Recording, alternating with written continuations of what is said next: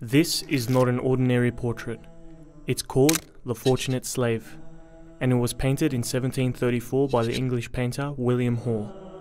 On the surface, it might look like a typical English painting, but what's really special about it is that amongst all the paintings of famous English men and women of the 18th century, this is the very first in which the subject is black.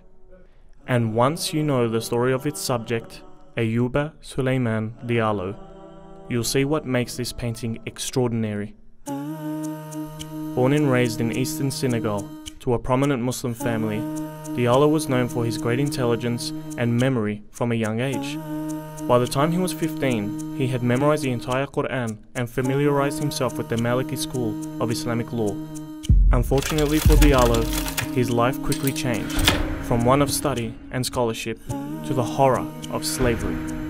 Senegal was a major victim of the transatlantic slave trade, and by the age of 30, he was captured, enslaved, and shipped to the United States.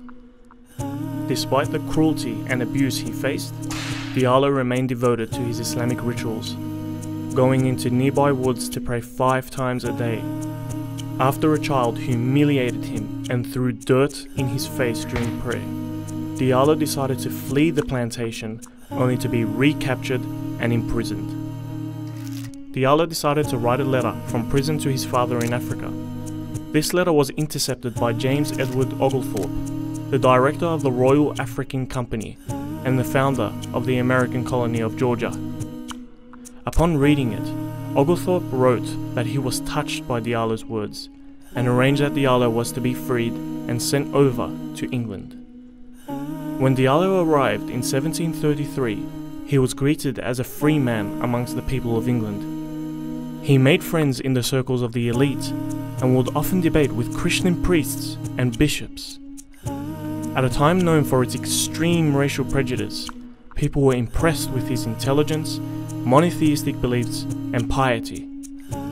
Diallo was approached by William Hall to paint his now famous portrait. What makes this portrait significant is not just the presence of a black man, it's the way he's depicted. When people of African descent were painted in the 18th century, they were almost always shown in racist and demeaning ways. Facial features were exaggerated unnaturally, and they were never the subject of the painting, usually being reduced to the background as scary and inhuman figures. This portrait was the first to depict an African Muslim ex-slave as not only human, but noble. His posture and frontal direction were chosen to make him more likable, and his expression is pleasant, rather than evil or disturbed. However, what really stands out is the red book hung around his neck. This book is one of 3 Qur'ans Diallo had written purely from memory during his imprisonment.